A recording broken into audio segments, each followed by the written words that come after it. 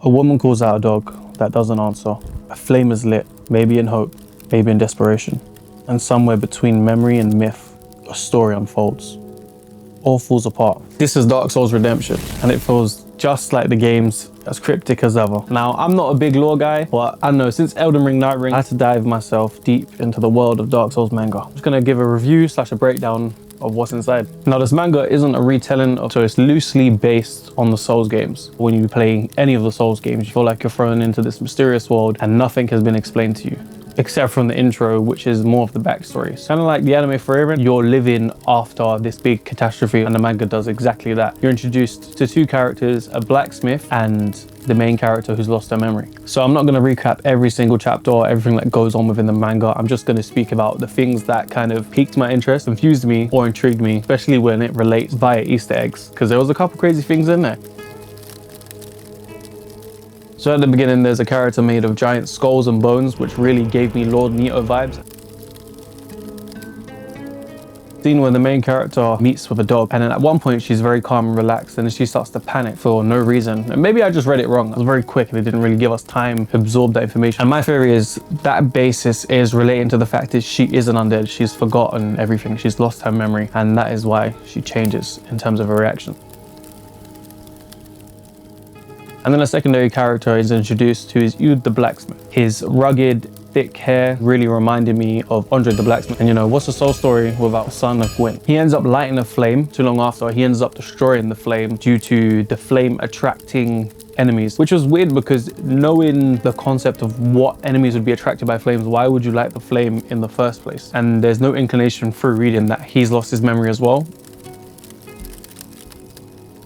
The blacksmith ended up using an item that resembled the tree of the seed of giants to then attack the invaders, or the enemies in this context. They ended up going through a bonfire as a teleportation, which links to the main game's teleportation through bonfire. Later on, the protagonist sees a young boy. So all I can picture with this is similar to the bloodstains from the Souls series. There's a spirit, and through this interaction, the boy passes through an illusionary wall. There's a moment within the manga where they use the word sacrosanct. I don't know if that's the right pronunciation of that word. The context of what sacrosanct is, I had to do some Google reading of this. It's a place what's holy and worshipped. It really reminded me of the lake in Dark Souls 1. You can't cause harm to this dragon. The last chapter introduces this massive fight scene with a boss-like character. Now, this character is a wizard who can transform into a dragon, which relates to Dark Souls 3.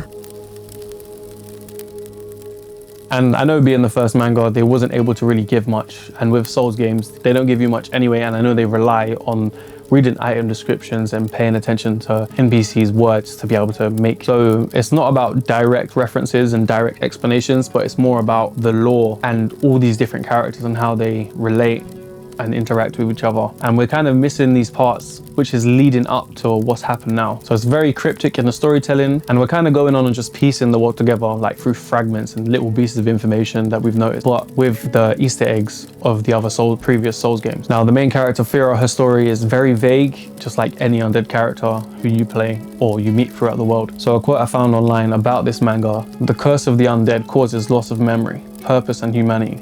This manga feels like it's from that world. And being left how I was left feeling, I ended up pre-ordering volume 2, which I probably will do a review on as well. I really did enjoy this read. At first, I was hesitant because I'm such a big Souls fan and I know how precious these things can be to nerds.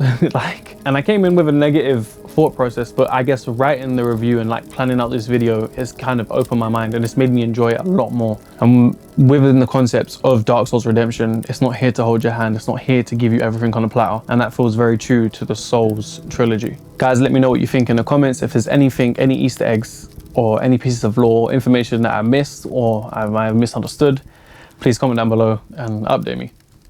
Pieces.